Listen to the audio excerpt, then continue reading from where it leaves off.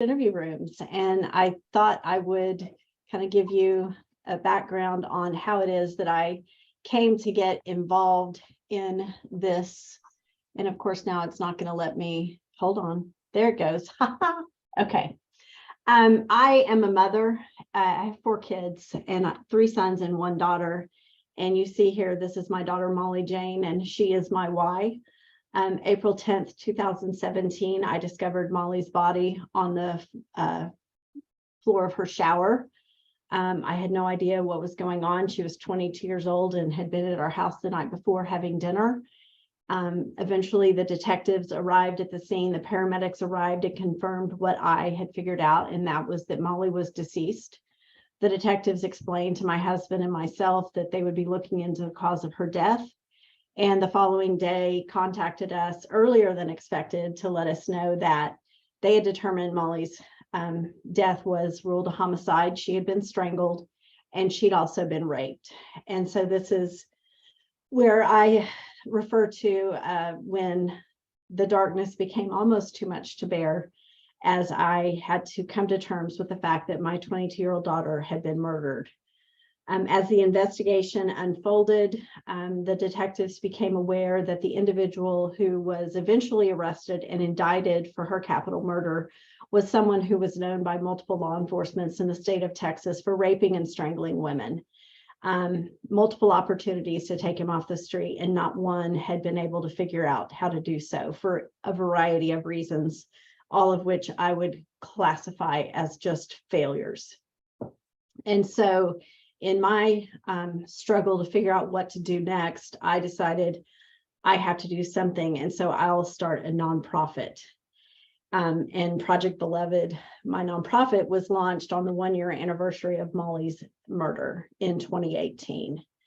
And as I started to study and try to figure out what is it that we can do to make a difference, to help bring change, and to make sure that these failures that had happened don't happen again, I started learning about trauma, and I learned about what is known as a trauma-informed response. And I learned that the scientists can now tell us very specifically what happens in the human body, more specifically in the brain, when someone experiences trauma, such as during a sexual assault. And for so long, we had misunderstood and misinterpreted victims when they came forward to report a sexual assault, and the fact that their details kind of were like what this graphic here represents. They were all over the place. So they were not linear. They didn't make sense. They would change from one moment to the next. We misinterpreted that and decided, well, the victim's lying. It didn't happen the way they said. And so opportunities to bring justice were missed. And so as I learned more, I learned about a soft interview room, and how that traditional cold, stark, and sterile environment that we've been using from the beginning of time, I would guess, is not something that is considered a part of a trauma-informed response. And here's a quote by SACI, which is a national organization, the Sexual Assault Kit Initiative. And if victims do not feel comfortable with the interviewer or surroundings, they will most likely not share memories that cause them to feel even more vulnerable. So my thought was, there's probably not an agency in the country that has a budget set aside to create a soft interview room. And so I thought, well, maybe if people are going to donate money to us, maybe I can put that money to use and I can help to transform those spaces.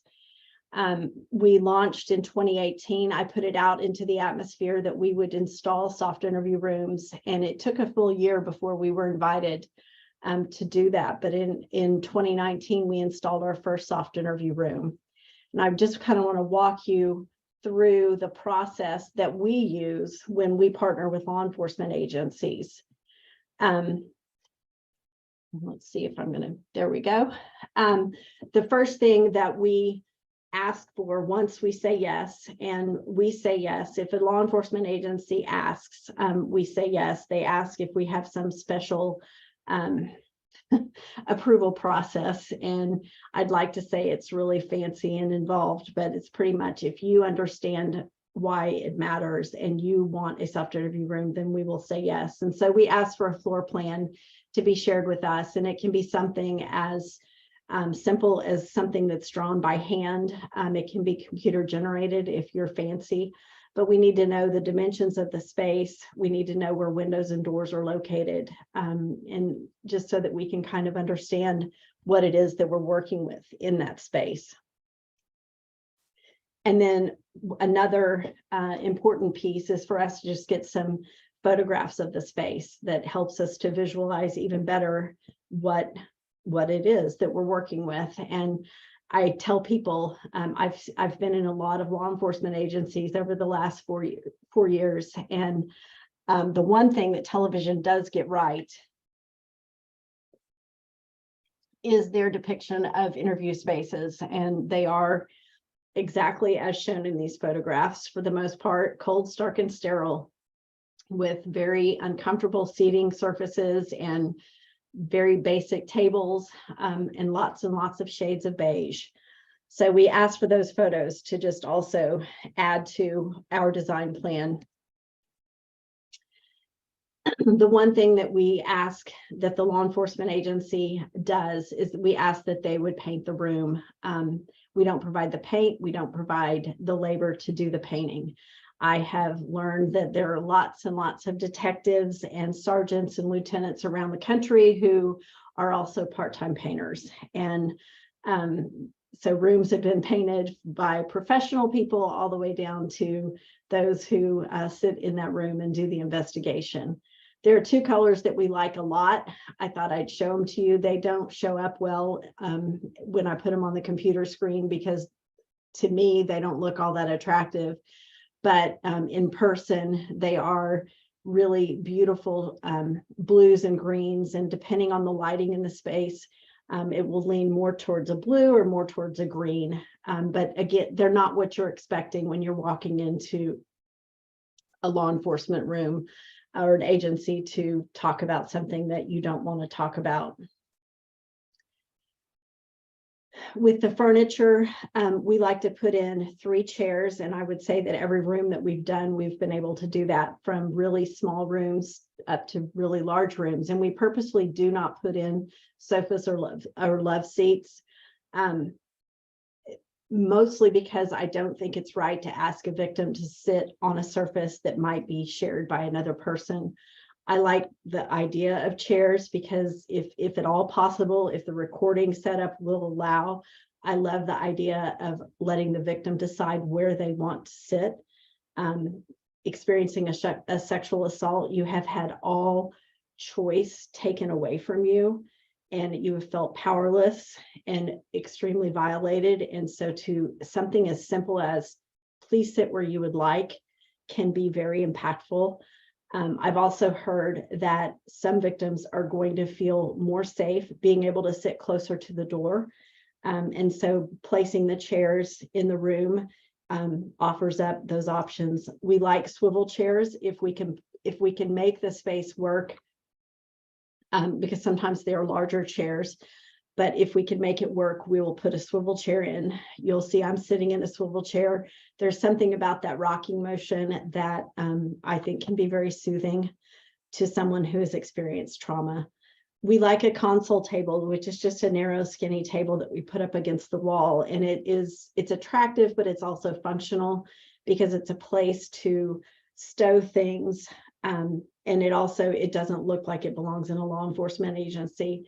And then we put in a coffee style type table. Sometimes you see here in this room, we didn't put it in the middle of the room because the room wasn't quite large enough, so it's pushed up against the wall. However, in this room, we were able to put it kind of more in the space where you would expect a coffee table to be. The other components, the extras, as I've said here, that we include in all of our rooms. We like to include blankets, and we'll do a cozy blanket as well as a weighted blanket. I can tell you from personal experience, trauma can make you shiver. And so to have something to offer a victim who has experienced trauma, they may not even realize that they're cold, but they're sitting there shaking. And so, you know, the cozy blanket can help calm that. And then the weighted blanket also, sometimes just that weight can help someone feel more grounded. We put the weighted blankets you see here in these big floor baskets that we include in the room. So there's an easy place to just stow it. Light, I think light is so important. I would say almost exclusively the overhead fluorescent lights are what everyone uses. And I understand that oftentimes that is because we need the rooms to be well lit for recording purposes. So I'm not saying that you have to turn off your overhead lights, but we just adding the unexpected light source of a floor lamp or a table lamp just brings a different kind of feel to the room. And so, you know, we try to include one of each in the rooms to help add that. Additionally, we include stress balls that we leave in each of the rooms to be able to give the victim something to hold on to and fidget with as they're sitting there telling a story they don't want to tell to a person they don't want to tell it to. And then we also, you'll see in this photograph, this is what we call the Beloved Blend, and it is a small roller bottle of an essential oil blend that we put together that it's a lavender-based scent that can be given to the survivor and, you know, rolled on their wrists and put behind their ears. And I always offer the disclaimer, I don't think I'm going to cure cancer with essential oils, but I think there is true science behind our sense of smell and our emotions, and lavender is known to bring calm. Obviously, if someone says, oh my gosh, I can't stand the smell of lavender, please don't offer, you know, don't force it on them. We also put diffusers in our rooms, and we leave behind a bottle of essential oil, a lavender essential oil, so that you can add that to the space. And we're addressing all the senses where, you know, the sight and touch and our sense of smell, just kind of coming at it from all angles, trying to help bring calm in this setting.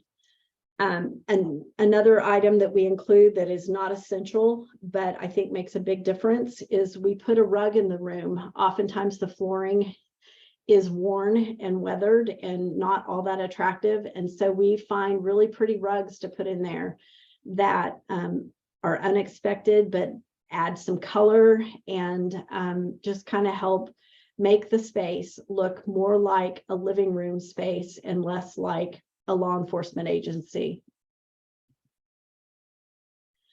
We put art on the walls as well. And when we originally started thinking about this, our thought was, you know, I'll go to Target and buy art because Target has great things. And so why not? There is a second victim. Her name is Megan Gettram. She was killed 5 days after my daughter by the same perpetrator. And Megan was an amateur photographer who loved traveling. And her mom and I have been in touch with one another since our daughters were murdered. And she had shared with me Megan's pictures that she had taken. And so we realized maybe we could use Megan's photos in our soft interview rooms. And so we asked permission of the Gettram family, and they graciously granted permission and said they felt like Megan would be really honored and thrilled that her photographs were being used in our rooms. So in each of our rooms, we hang 3 of these canvas wrapped photographs. They're big, they're 24 by 36. And the rooms always look really attractive before we put the art up, but once the art goes up, it's when they really, really come to life. And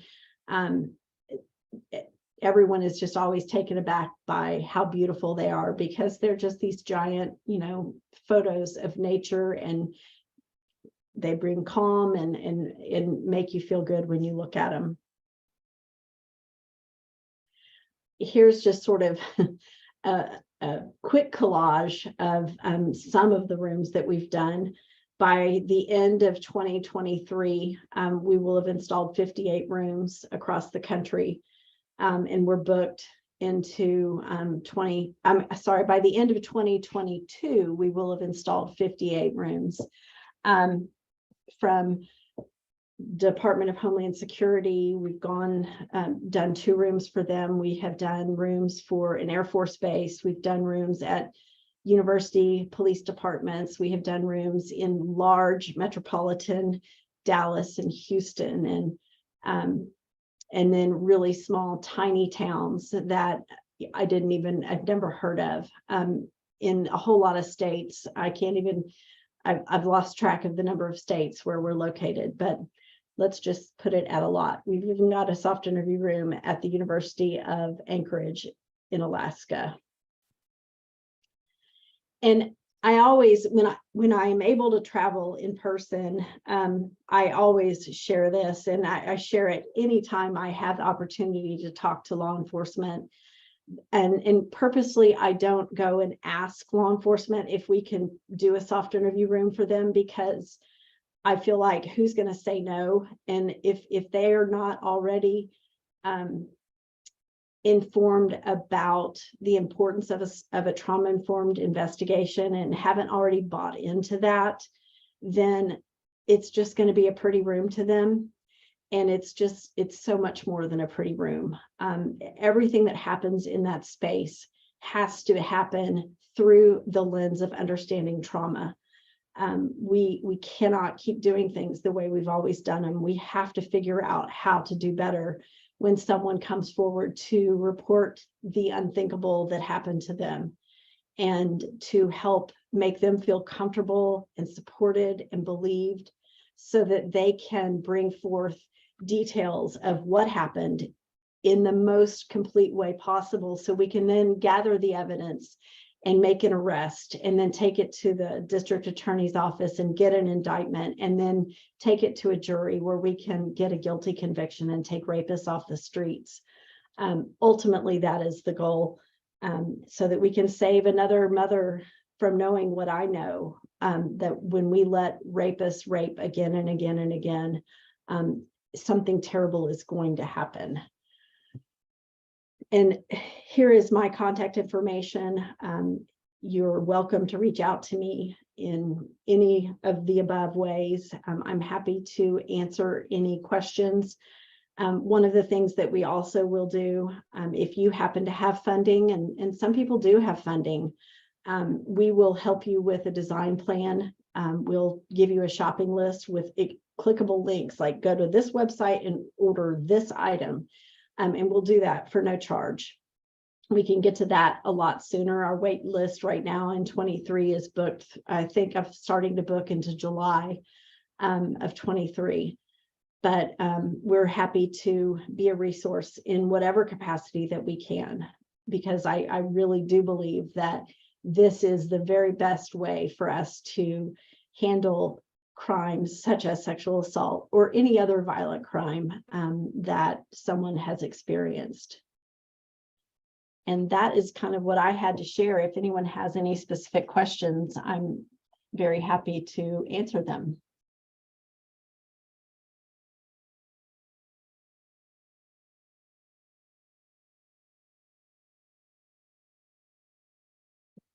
I see in the chat, what would you say is a good budget for this project? Good question. And I thought about including that, and I didn't. We have kind of figured out that most of the rooms that we do, we can accomplish with about $3,000. And sometimes it's a little under, and sometimes it's a little more. But we've done it enough that I feel pretty confident in saying $3,000 covers everything.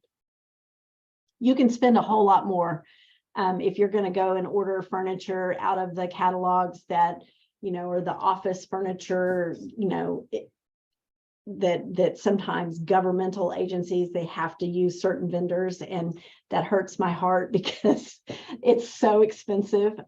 But we've figured out how to shop wisely and well.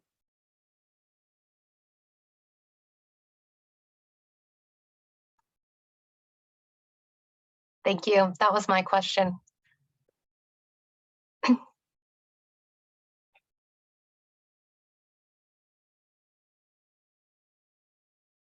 Any other questions? You can unmute.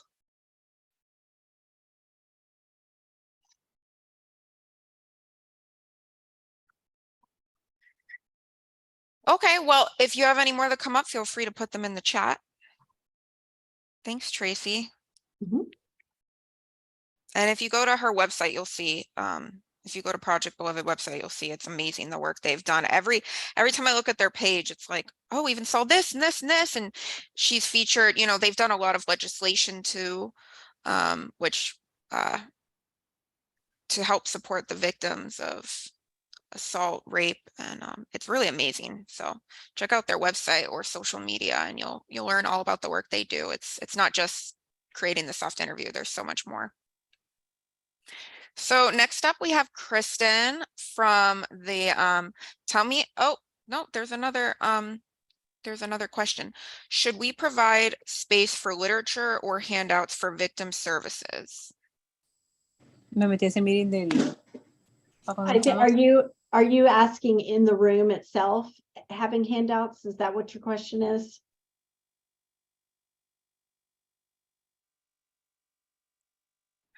Yes. Okay.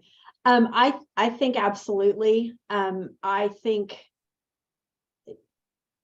if at all possible to be able to sort of walk a victim through that literature versus just sort of dumping it at them. It can be overwhelming. It's a lot to read through sometimes. And when your brain is still in that really traumatized state, it's a lot to digest. So to hand it to them and sort of give a short synopsis of, and this is what this is, and this is what this is, and then always following up with, but follow back with me if this is confusing or you forget or you need extra on this, making contact information super available and easy, I think is really critical.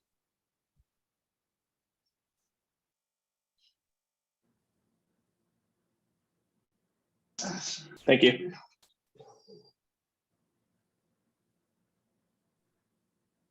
Okay, well, like I said, feel free to put your questions in the chat, and Tracy's not going anywhere right now. So anyway, so moving on, we do have Kristen from, and tell me if I say this wrong, please, the Minot Police Department. Yep. And you could take over, Kristen. Feel free Okay. to... My name's Kristen Gerton. I am a sexual assault and domestic violence investigator at the Minot Police Department on the complete opposite end of the U.S. than Tracy is, and most of you guys. I'm in North Dakota. And I just noticed this fluorescent light, the ECI fluorescent light that Tracy was talking about. I will just kind of go over a little information that I have for you guys, and then I'll show you what our soft interview room looks like. And that light is most definitely turned off when we do them. But for the purposes of this, so you can see me, I apologize if that's a little bothersome to people. But so we were soft interview room number 50, and I first found out about Project Beloved through the Conference on Crimes Against Children, or Conference on Crimes Against Women in Dallas. And it was in 2019, and numerous people were talking about it. I'm like, that is the coolest thing ever. I need to get my department on board. They kind of hemmed and hawed. They were like, is this a real thing? I'm like, absolutely. Trauma informed. This is what we're trying to go for here. So I put it on their radar. We waited a little bit. And then the next year, I was able to actually meet Tracy face-to-face at the conference. And she had already had us on the list for this year that we're in now. So we are soft interview room number 50. And I'm just here to kind of give you some testimony from a law enforcement officer as how great it's been for us to use, and then just some testimony that we've gotten from victims that have sat in this room. So this room is used by not only investigators, but officers throughout all different shifts. So bring victims back here to meet with them and provide their statement as well. So we open this room up not only to investigators, but also to patrol officers who have used it quite a bit more so than they would have used the interview room that we had prior. So it's brought in a ton of positive opportunities to our department. It is a huge game changer. We have one opportunity to get these interviews and get them done correct, right? And it kind of sets the tone for the whole investigation itself. So if you bring a victim into a grungy old room, it's not welcoming. They're not going to be able to necessarily feel comfortable to tell you what they need to tell you. So the environment of the room sets the tone. So we usually turn off the light. We have a lamp, and again, I'll show you everything too when we're done here, but we have the diffuser that Tracy had mentioned. So we just kind of make it comfortable. We have blankets. A lot of times people will take off their shoes, just get comfortable, and more apt to tell us, you know, the worst thing that has absolutely happened to them. So it definitely sets the tone for that investigation. I've had a number of different victims comment on how they do feel comfortable. We have the essential oils that they can rub on their palms or behind their ears and things like that. So we definitely utilize everything that Tracy has provided. I have gone back and reviewed everything as far as interviews that have happened in our old dungeony room, and then I've watched interviews from this room, and you can tell the difference between the demeanor of the victims. You can honestly see their shoulders dropping, they get comfortable. They'll cover up with the blanket, they'll use our fidgets, and you can just tell that they feel more comfortable. They may not be able to tell you that they feel more comfortable, but you can definitely see in their demeanor that they are feeling more comfortable. So we were interview room number 1 on that PowerPoint that Tracy showed you guys. So if you want to keep that in mind or go back and look, we were number 1 on there, and I can just kind of give you a glimpse of our room right now. So you can kind of see what it looks like. That's what it looks like. We have the lamp over there that we usually turn on, turn off all the lights. And even with just the lamp on, you can see our internet, our system, you can see everything pretty well. So that doesn't seem to be a problem. Are there any questions from any of the law enforcement professionals on this webinar for me or anything?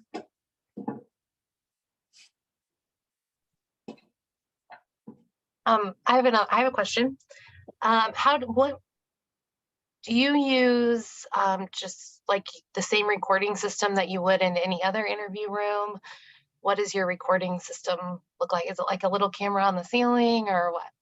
Yep, they're very tiny ones on the ceiling. Yep, and it's the same system that we used before. We didn't have to do anything different there. Thank you. One other thing that I wanted to point out that I failed to mention previously, but Kristen had it in her little tour there, is the mirror. And we do the mirrors for a purpose other than I think it's a nice decorative piece. Oftentimes there's not windows in these rooms, and you can feel really closed in and claustrophobic. I've heard victims say, you know, they felt like they were sitting in this box, you know, with no sign of light or anything. And so the mirror is sort of our attempt at giving this faux window experience. We try not to place it to where if you're sitting in a chair, you're just going to be seeing your reflection, because I don't think that's necessarily what we want to do, but just to put it in the room somewhere so that it's the illusion of having a window in the room. Yeah, another thing I want to point out as well is, sorry to move the camera around on you guys, but we have, this comes in every room as well. Is that a good angle?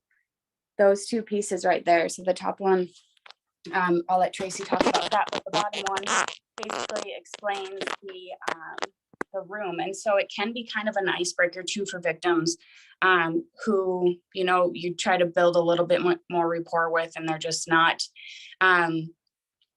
you know, not feeling comfortable right away. It can be an icebreaker, like, hey, can I tell you something cool about this room, or kind of break the ice that way. So that definitely helps too with those 2 pieces in here. And I can let Tracy explain the top one. Those are just the top one. It says you're beloved, and it's you know, beloved is a very important word to us in this entire journey that we're on. And so we found we make these little canvases, and so it's just a piece of art, and then there's the certificate that designates this is room number whatever it is, and the month it was installed, month and year it was installed, and then it has Molly and Megan's picture on it with a little bit about them, sort of to just help make sure that everyone knows this room exists because of Molly and Megan's life and their unfortunate and avoidable murders.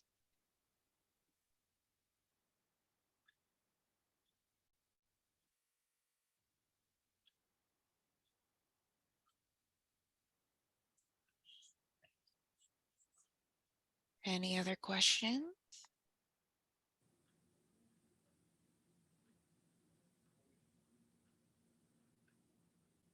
Okay. Well, thank you so much, Tracy and Kristen, for your time. And this is great. So we kind of like split this webinar up into two different sections. One is, of course, the furniture, the architecture, the pretty much every element of the soft interview room, but the recording technology. And so you're probably wondering, who's MaestroVision? Why are we doing this webinar with Project Beloved? And I'm just going to tell you a little backstory about our little partnership, so to say. Tracy and I, I'm the VP of marketing at MaestroVision. My name's Jessica. Tracy and I collaborated about a year ago, I told her, like, what we do. We offer interview recording systems for police and for, of course, child advocacy centers, victim services organizations. And I was really intrigued by what she did. And we talked about, okay, how can we kind of leverage each other in a sense that we can benefit your organization, and we can also kind of let anyone who is installing a soft interview room know about our technology. And so we created an article together and kind of built this partnership around pretty much anyone who from this webinar or in the previously as well, anyone who's referred by Project Beloved to us, we donate a portion of the proceeds from each sale to Project Beloved. So essentially, we provide the interview recording technology, and we are going to present not our solution. So don't worry if you're interested in learning about cameras. We recommend if you're interested in learning about expertise behind the recording system, that's what we're going to present today. It's not a sales pitch by any means. It's just about the technology that we recommend, the hardware that we recommend for a recording system, any kind of considerations you may want to consider when looking for a recording system. And then Claude Turcotte is on the call today. He is the CEO of MaestroVision. So we've done several webinars kind of on this topic before. But like I said, anyone who comes from, who is interested in our services and after this, and through this webinar, we will donate a portion of the proceeds to Project Beloved. So we're very happy about that partnership. And so essentially, just a little background about us. We have over 25 years of experience in the basically serving governments.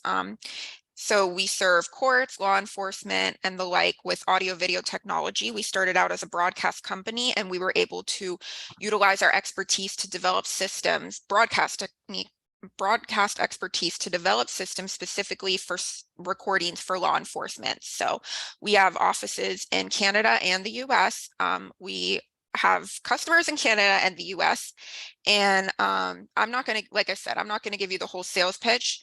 But Claude, actually, the CEO of the company, created this presentation that he's going to present just to kind of help anyone looking for technology kind of just, see what kind of cameras to look for, what kind of features, what microphones.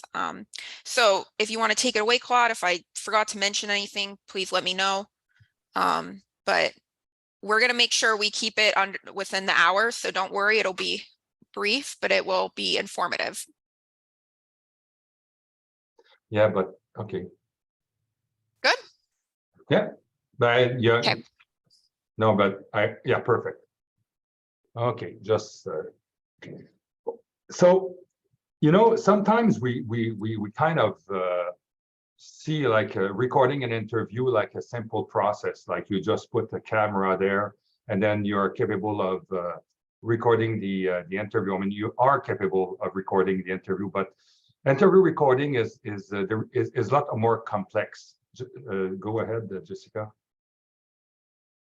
Just put all the lines there. So, in order to have a, in order to record an interview, you need a professional application. Because when we talk about interview recordings, we are talking about evidence. We're talking about things that we want to be able to retrieve afterwards, after the recording. So you need to be able to search, to retrieve, and playback need to be very efficient. You also need an application where you will be able to enter annotations, because let's say the interview can be hours. So after all this time, you don't just want to play back until you find what you're looking for. So you have to be able to enter some annotations there. So when you play back, it will bring you to that exact point. And the audio also has to be crystal clear. In fact, audio in the interview recording is more important than video. So because a video, even if you don't see perfectly the person, or it's not that. What's important is for you to be able to clearly understand what the person is saying. So sound is clearly the most important feature in an interview recording. And you also need to record documents. Sometimes when I say documents, sometimes it can be like, where were you? And the person can have just the iPad and show something on the iPad instead of showing on a piece of paper. So your application needs to be able to either record a touchscreen monitor or a smartphone. Maybe you can change the slide. So also it's important that you're recording the interviewee, but also it's important that you record the whole room. So it's also important to record the whole room. So you need in interview room a minimum of 2 cameras.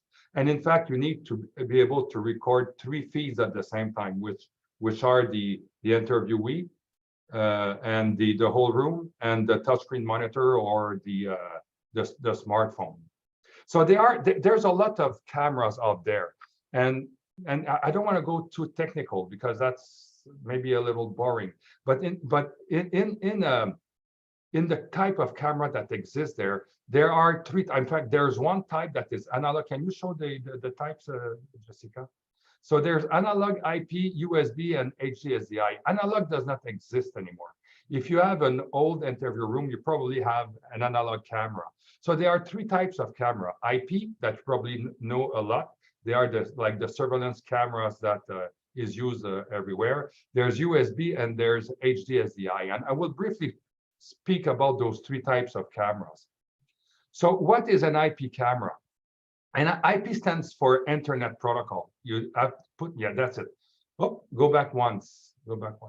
So IP stands for Internet Protocol. It's the most popular type of camera in the market. It's everywhere. It's designed for surveillance. It is easy to install. It can be located at a long distance from your recording device. And there are many types that exist: fixed, PTZ, dome, bullet, and so on. The way it's working is I guess my mouse will not work here, but the way it's working, you see on the design there, if you have 2 cameras, the camera will generate packets that's going to the router, and then those packets goes to the computer. And then the audio, the audio will go to an audio mixer and then go to the computer. Because the camera goes in packets and the audio mixer goes directly to the computer, it's impossible to synchronize the audio and the video together. So with IP camera, you end up with a desynchronization between when the person speaks. There's a difference with the lips and the sound itself. So it looks like the person, it's not really the person speaking. So next slide. So pros and cons of IP cameras. The pros is there's a lot of variety available, and the video is generated inside the camera itself. So you don't need like an encoder in the computer. The video is generated inside the camera. So it makes very easy to develop application for it. It's very easy to install and to configure. The cons is the IP camera are designed for surveillance, and they don't require very high quality of video, and especially audio. So you have a poor audio quality. Encoding is created from small clips installed in the camera.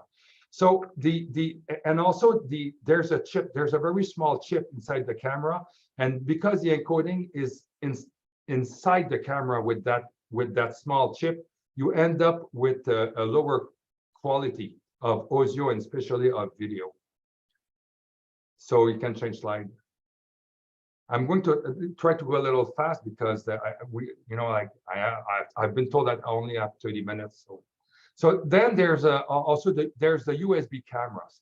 USB cameras is the same type of camera that is used on your computer, but they are types that exist that also, if you look on the drawings, the second one, like there's a type there with the zoom, and you can also have PTZ camera with USB. So they're designed to connect directly to the computer via the USB port, and it's used a lot for teleconferencing, classroom recording, and other applications like Skype or Zoom, like the application you are using right now. So with USB, the capture is done from a sensor, but it's encoded inside the computer. So it allows you to have a much better quality of audio and video.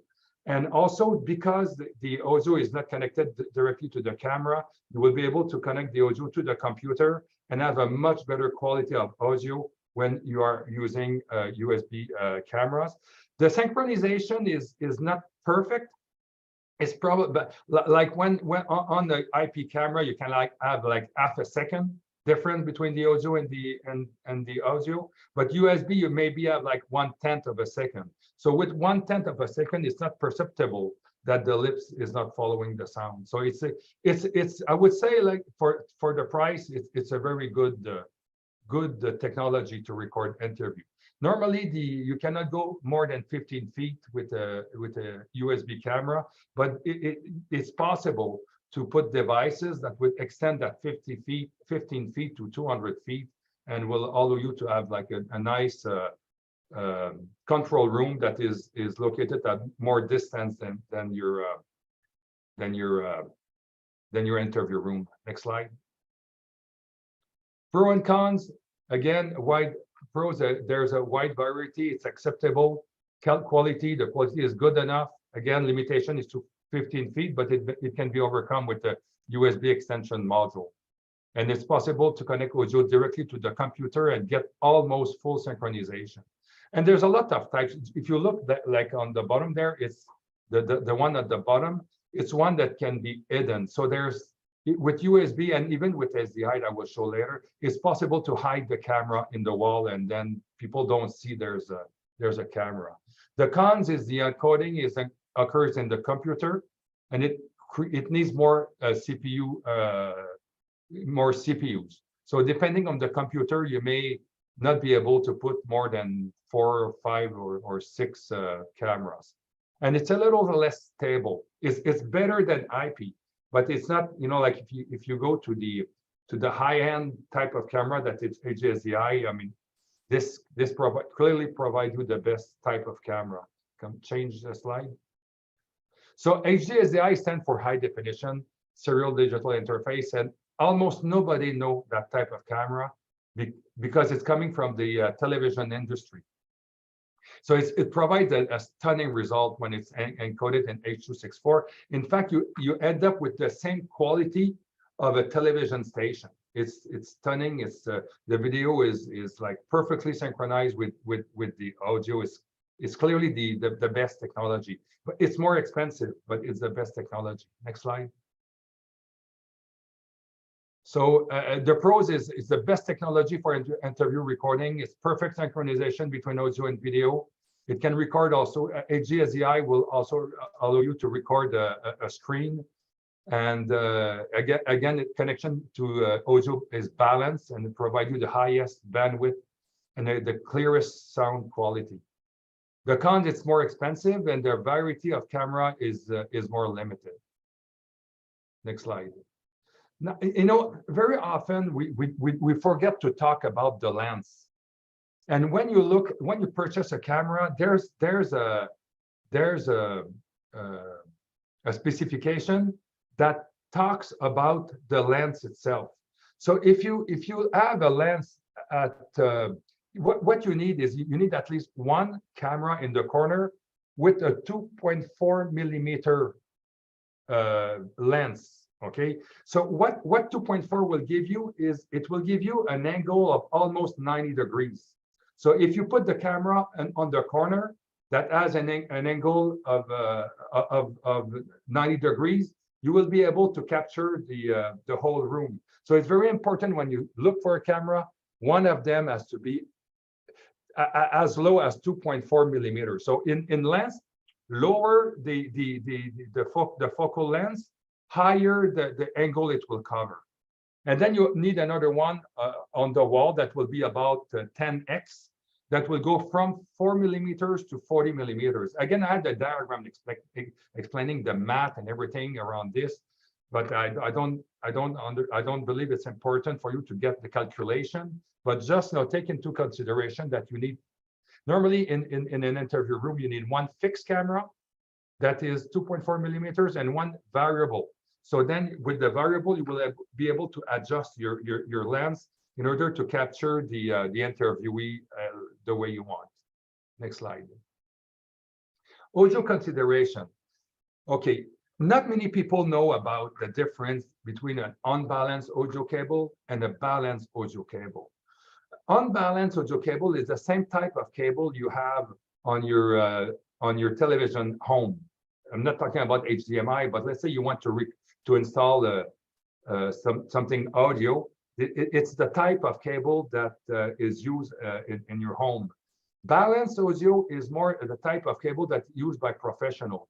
With an unbalanced cable, you cannot go further than 10 feet or 15 feet because there's noise that will be induced in the cable, and you will end up at the end with something that's going to sound like shh. It's making like a background sound, because this kind of cable will induce electromagnetics from neon, from electricity and things like this, and it will provide you the worst kind of audio recording. So it's important, whatever system you choose, that the audio technology it used is balanced. Balance is the same type of cable that is used, like guitar, like musicians, guitar players or sound system, is in a large room use balanced audio cable.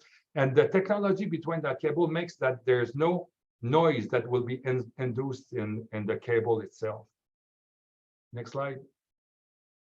So there's three types of microphone. You have omnidirectional, cardioid, and unidirectional. So normally in what you need in an interview room is more something that will look like cardioid. So you install the microphone on the ceiling. If you take the cardioid there and you reverse it, it will capture exactly everything that is on the table. And if you have a room with a very nice microphone and professional that is balanced and all of this, you will not need to have two microphones in your room. One microphone will be clearly sufficient, but it will be important for you to take care of the room itself. And I'm going to talk about this a little later.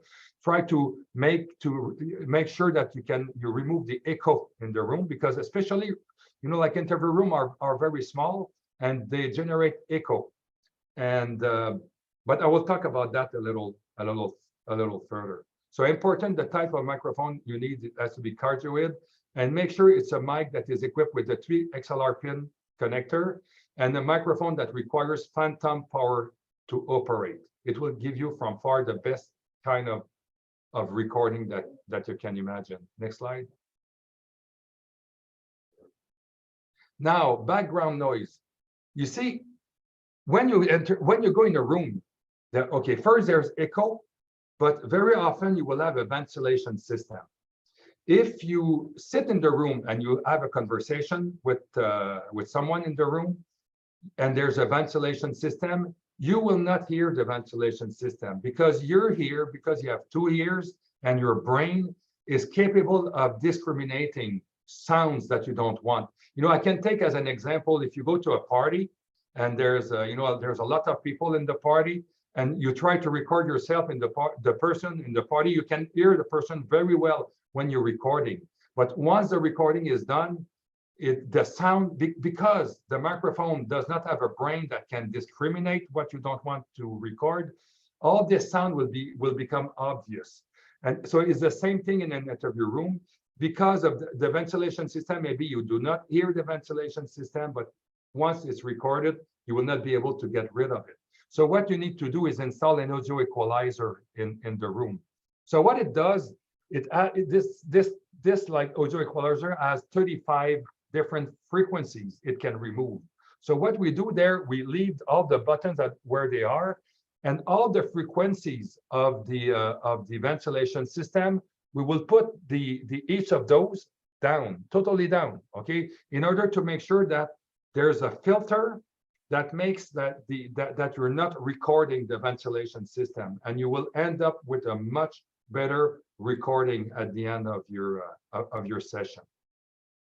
Next slide. Now, the computer, it's very important to invest on an industrial computer. You can purchase a computer at Best Buy, like a Dell computer or something like this, and it will work. In fact, when you look at the specifications between a Dell computer and a super microcomputer that is an industrial computer, the price is the same. Not the price, the specifications are the same. So you can install a software on a Dell computer, and I don't want to, because we are also providing customers with Dell. I mean, it's not like it's a bad computer. Dell offers probably the best service you can imagine. I mean, we have customers that have 5 interview rooms with Dell, and when they have a problem, Dell is there the next day in order to fix it. But the problem with those computers is you average 1 fault per year. When with an industrial computer, you average about 1 fault per 5 years. So with a Dell, you can like once a year, you will need an average. It does not mean it will be every year, but in average, once a year, you will have to call Dell in order to fix something like the hard drive or something on the computer that is not working properly. While with an industrial computer, it will be every 5 years. So again, it depends on how sensitive you are. But if you want to do a recording one day and it ends up that day for whatever reason, there's a problem of the computer, then it's a problem, because you cannot really push. Sometimes you cannot push the recording a day later.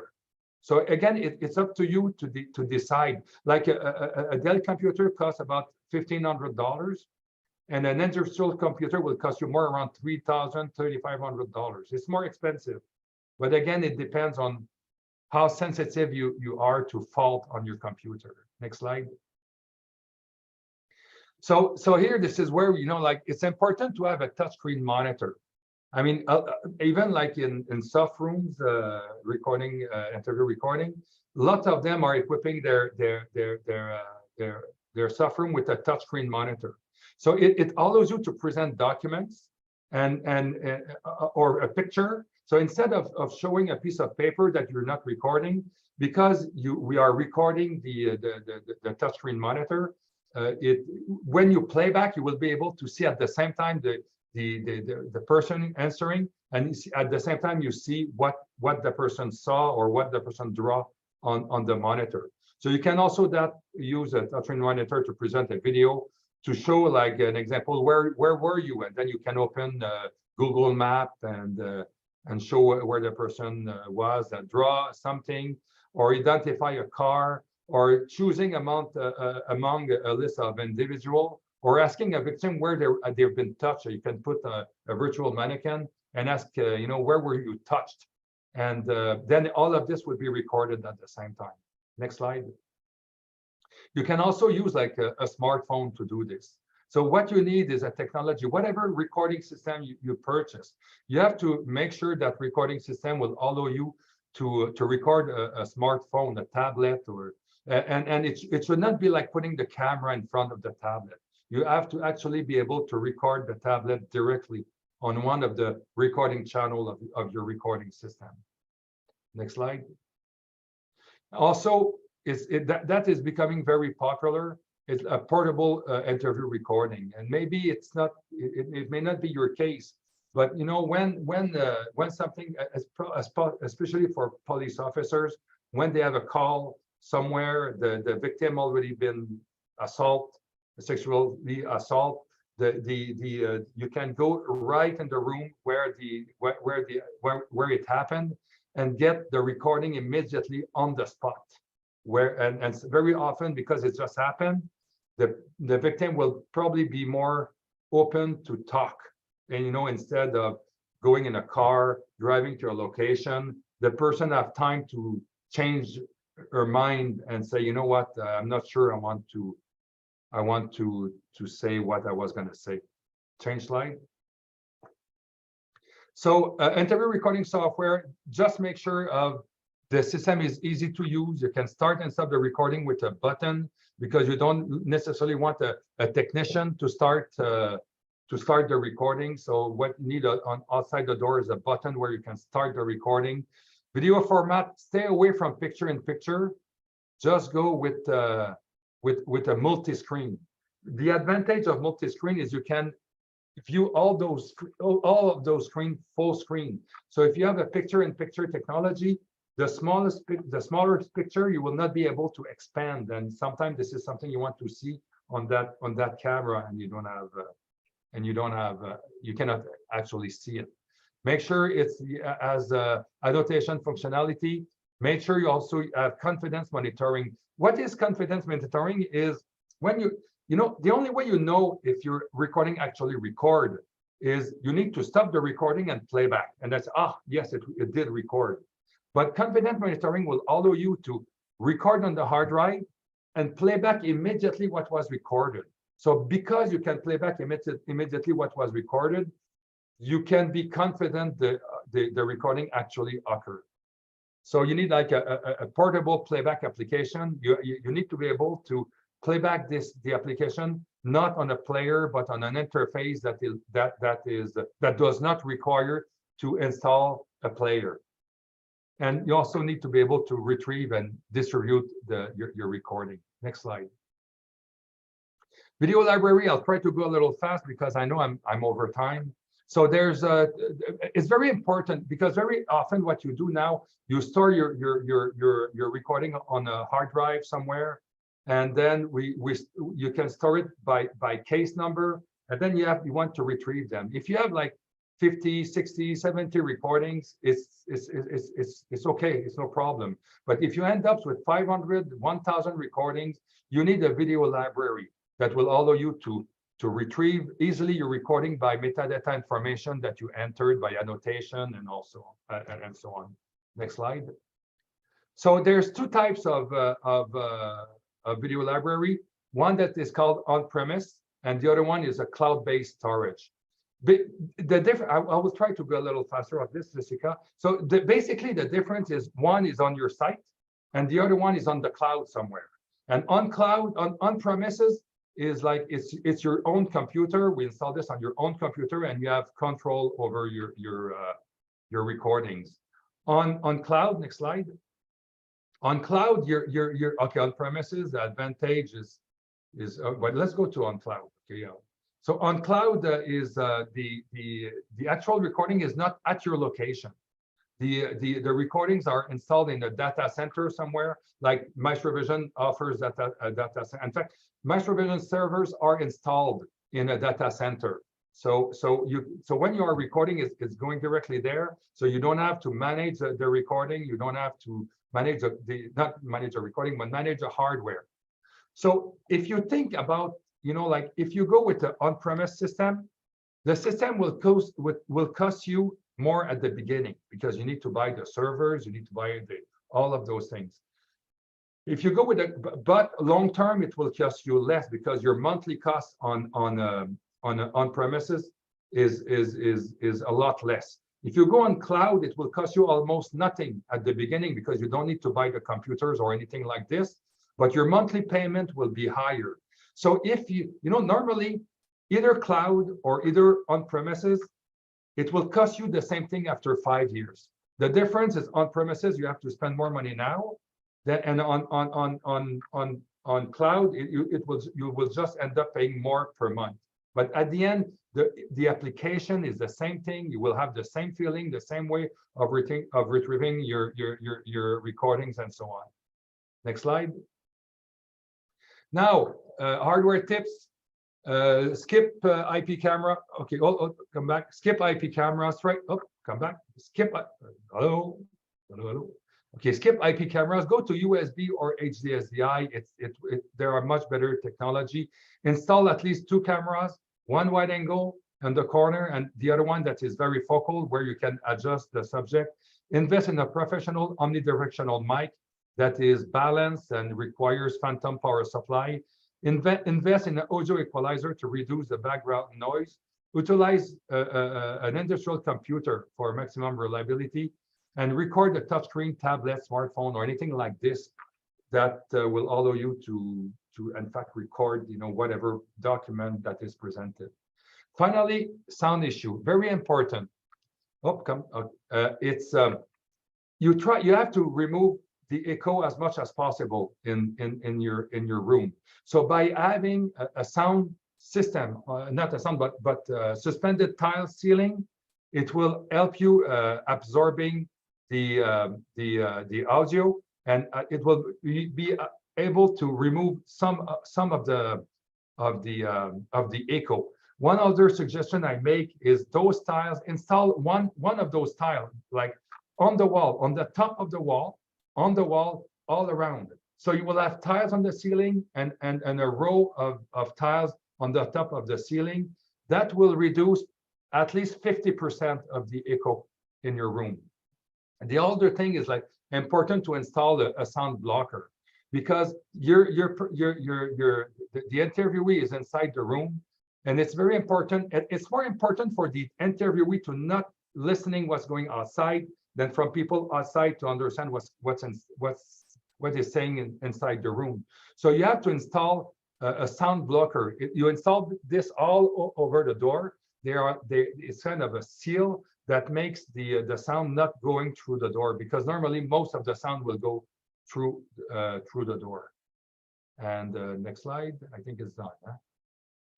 Okay. Yeah. So like I mentioned before, any sale from this webinar, MaestroVision will donate $1,000 to Project Beloved. We do offer discounts for 501c3s. So any child advocacy centers or nonprofits looking for technology, please, feel free to reach out, and we're happy to get you set up with some discounts. Like we have several CACs.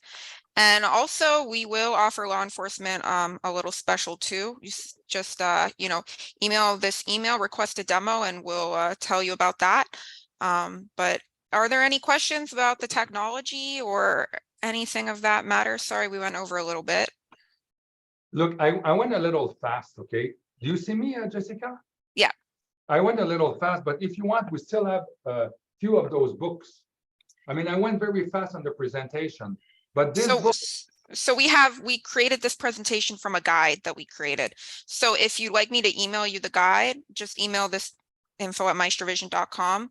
We'll send you a PDF version of the guide, and everything we just reviewed plus more. I mean, it's very thorough about everything you can think of with technology for the interview room. So if you would like that, please let us know, or you can just send me a chat on here and I'll email that to you. Yeah. So any questions?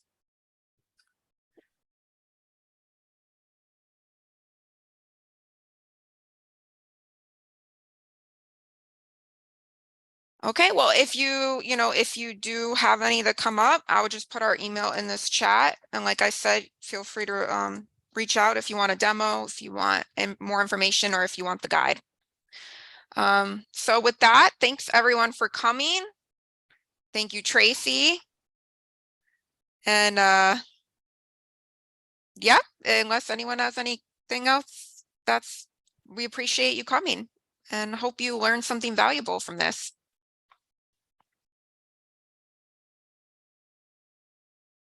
Thank you. Thank you.